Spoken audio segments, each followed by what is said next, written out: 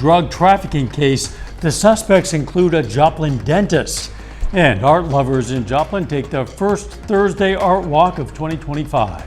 KOIM News at 10 is next. Start the weekend at Now at 10, authorities in Joplin arrest 3 people, including a Joplin dentist in a narcotics case. Plus, Joplin police renew their fight against impaired driving thanks to some renewed funding. And the regional BBB warns of the rise of crypto and romance scams. The 4 states' most watched news starts now.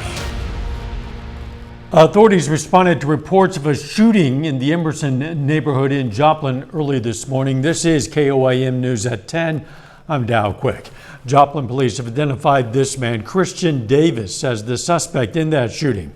Police responded to the incident at about 2:15. When they arrived, they found the victim, Wendell Stamp, suffering from a single gunshot wound to the stomach. He was rushed to a local hospital for treatment. Davis has been charged with unlawful use of weapons and assault in the first degree. He's being held in the Joplin City Jail. A Joplin dentist is charged with drug and weapon crimes. That suspect is Dr. John H. Joseph II. Authorities say the 54-year-old dentist had more than 12 grams of suspected fentanyl in his vehicle and that he was in possession of a gun that had been reported stolen in Joplin in 2016. Authorities say law officers saw an SUV pull up next to a pickup truck in the parking lot of a Joplin business near 50th and South Main yesterday and observed what they believed to be a hand-to-hand narcotics transaction. Police approached on foot and identified themselves. They say Joseph was in the pickup with the drugs and gun. The SUV fled but was eventually stopped by police. Authorities arrested 2 people inside. They're 2 Joplin residents, 66-year-old Kenneth Heistand and 34-year-old Kayla Hayes. All 3 suspects are charged with trafficking drugs in the first degree.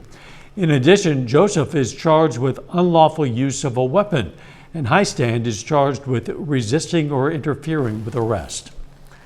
Meteorologist Lindsay Gaffney joins us now with a first look at the weather. Well, temperatures are only dropping down to the upper 40s tonight. That's a lot warmer than we saw this morning. Winds are increasing and clouds are going to decrease as well as we head into tomorrow. So we've got winds gusting right now about 15-20 miles per hour, but as we head into the rest of the evening, gusting up to 30 miles per hour, and it sparks fire weather concerns. We've got a fire weather warning for our Missouri counties and a few counties out in Kansas. We've got Crawford County, Cherokee County, and Bourbon County in Kansas until 6 p.m. on Friday. That is to do with the winds, but also because we've got incredibly low humidity, relative humidity less than 20%, 18% Webb City, 22% in Chautauqua. You can see northern counties got a little bit more humidity, not too bad.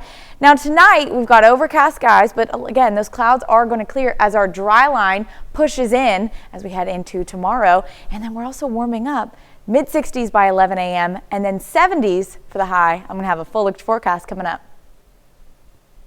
See you soon. 3 Kansas City Chiefs fans were mysteriously found dead outside a home in below freezing weather in January of last year. Well, now 2 men have been charged in that case. Whitney Wild has details.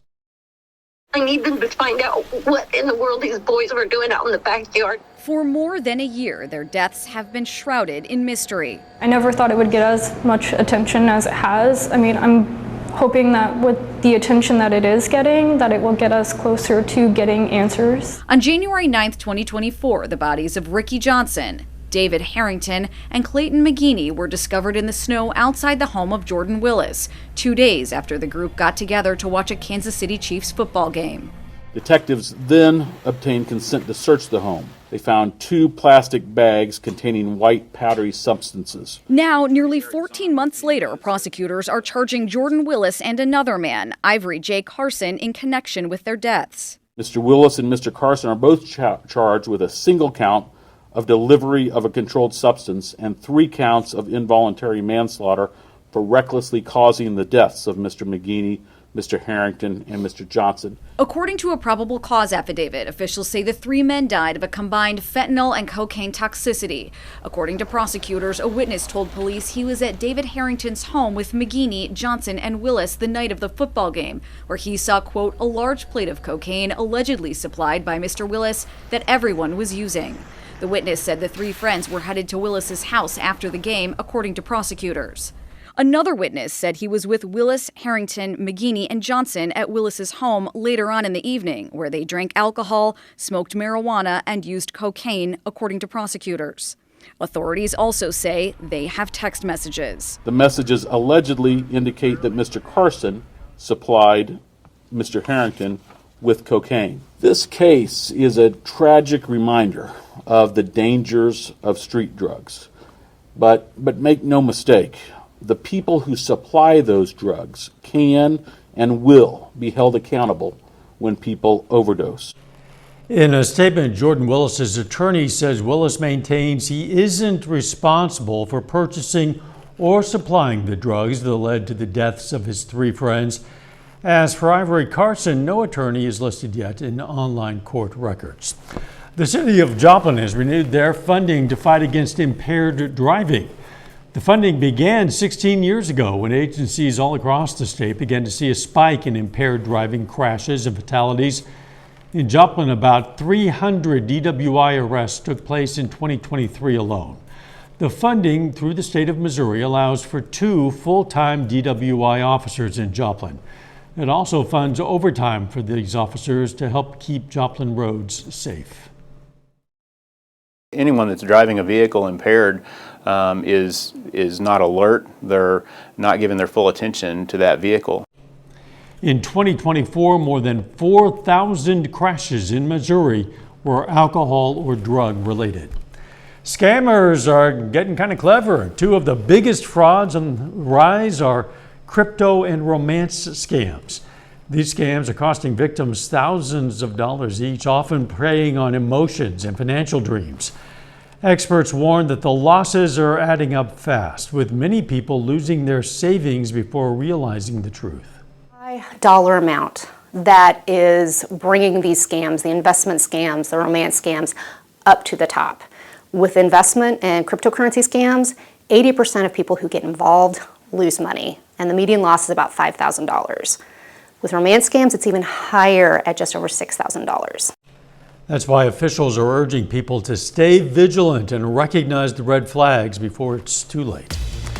Some breweries in Arkansas are finding tariff talk kind of hard to swallow. We're going to talk to take a look at how some businesses are planning to adjust. That's coming up. And a free event this Saturday in Carthage invites the public out to learn more about raising chickens. This Orange Days, the best deal this week only at Ashley. While President Trump has delayed some of his tariffs due to market pressure and pushback from automakers, some favorite spots to eat and drink are preparing for higher prices when it comes to how and what they brew in Arkansas. Catherine Rowley has their story. It's a difficult market out there already, so it's tough to have this thrown in there on top of it. A 25% tariff has been implemented on imported goods from Mexico and Canada. One industry this is likely to hurt: craft beer breweries. Specific grains from Canada or Mexico, those would be affected as the costs of the inputs of production are going up. 2 main ingredients for making beer are water and grains. Water is locally sourced, but it's the grains that could be going up for places like Diamond Bear Brewing. The second thing is barley, and we just reached out to our supplier, and as of now, they're holding the line on pricing. They're not increasing their pricing. On top of the ingredients inside the can itself could soon be more expensive, with Donald Trump putting in a tariff on aluminum. Well, as far as cans are the most expensive thing in beers, and that's the packaging. Thankfully for Diamond Bear, they began the process of finding domestic partners before these tariffs, so they don't have to plan on raising the prices anytime soon.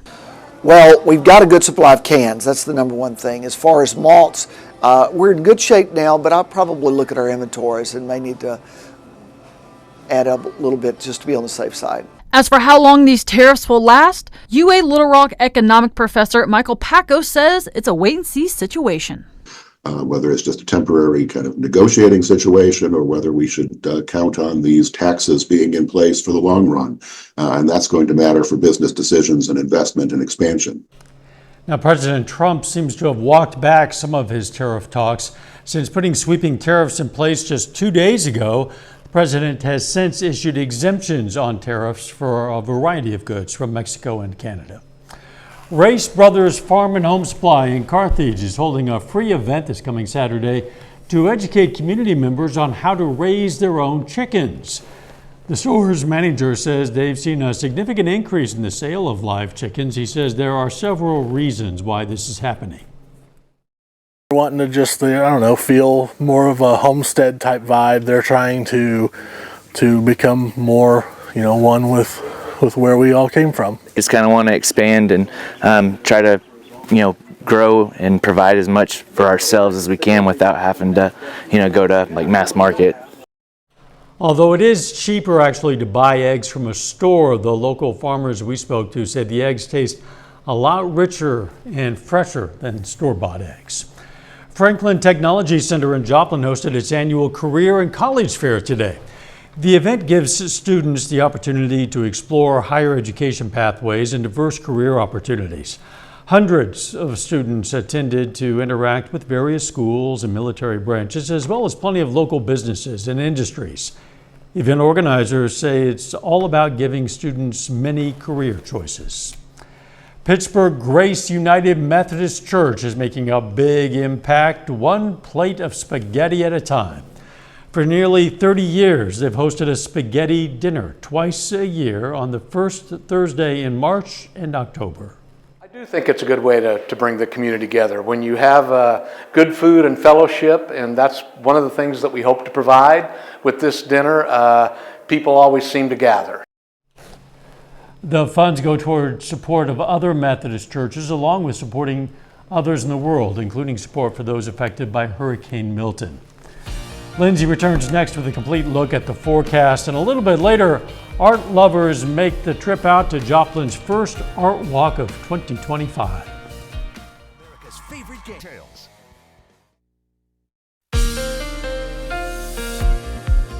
Well, it was a nice Thursday. Temperatures hit almost 60 degrees. I think we got up to 59. So let's go ahead and take a look outside downtown Joplin from the Cornell Arts and Entertainment Complex. Now, winds are starting to pick up, gusting about 15-20 miles per hour right now out of the south. And that continues through Friday. So we are having a fire weather warning until 6 p.m. on Friday for our counties out in Missouri, as well as a couple counties out in Kansas. We've got Bourbon County, Crawford County, and Cherokee County. So that's due to the winds gusting out of the west, southwest, 25 to 30 miles per hour early Friday morning. But as those winds start to shift a little bit more out of the northwest, we're going to see winds still 25 to 30 miles per hour, but picking up as we head into the evening, gusting up to 45 miles per hour. Now, overall, it is still going to be nice regardless of the winds. Temperatures are hitting 70 degrees, so we're going to get up to about 71, 72 degrees.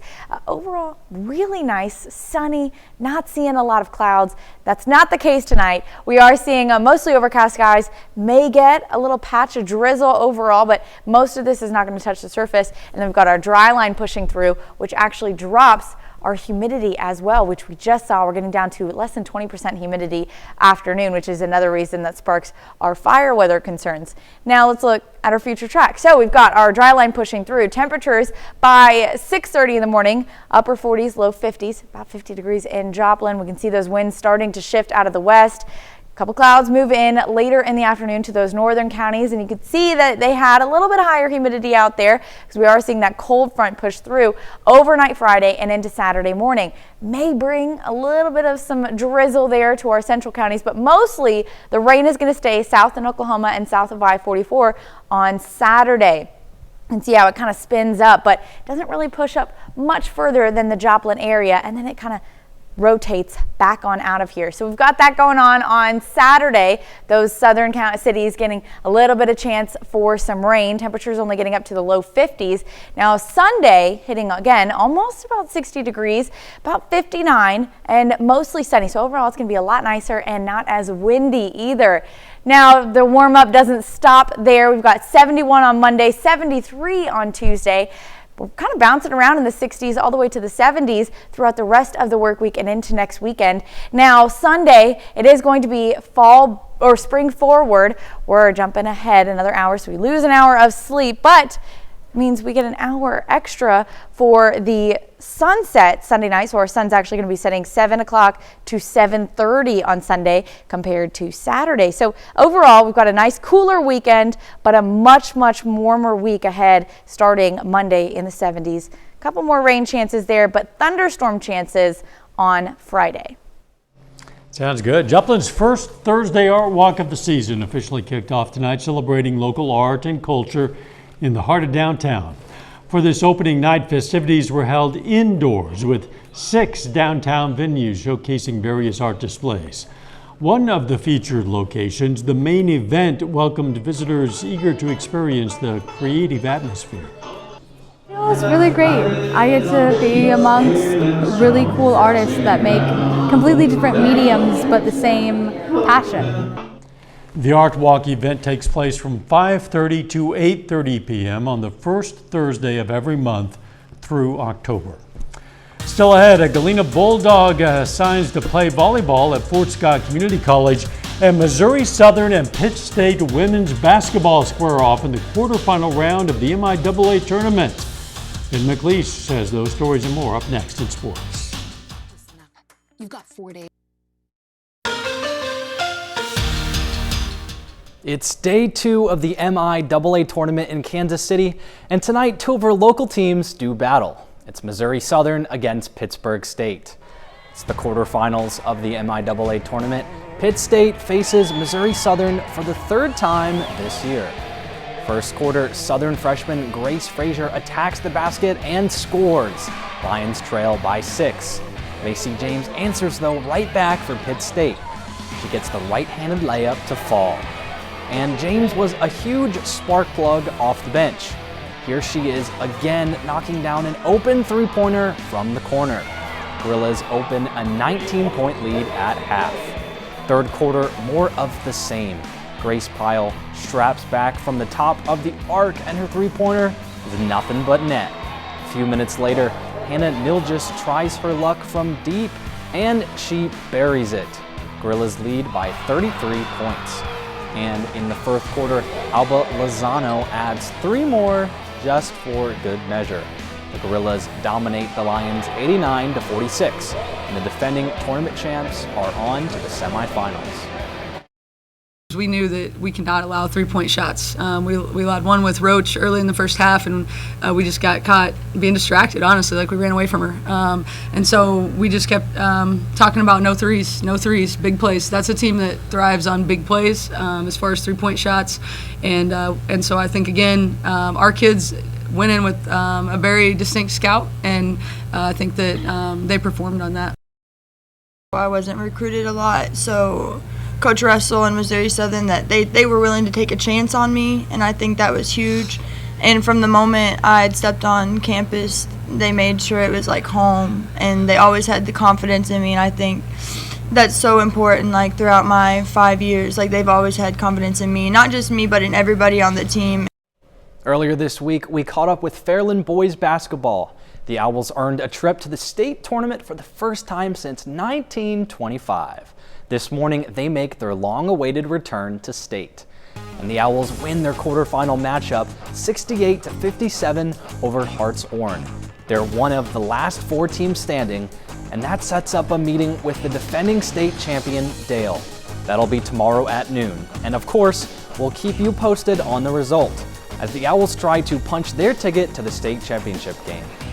Meanwhile, in Missouri, the girls' Class 4 district championships are underway. In District 12, Aurora beats Mount Vernon 49-23 and advances to the championship. They'll take on Cassville, who defeated Monette 68-44. In District 13, 3C Nevada falls short to Pleasant Hill 34-33 to end its run at a district championship. As student athletes around the region close out their high school careers, many begin planning for the next level. Galena volleyball player Riley Boys made her collegiate plans official just earlier today. Friends, family, and coaches fill in to watch her put pen to paper. She'll be taking her talents to Fort Scott, just an hour away from home. She's thrilled her community will be able to support her as she goes to the next stage.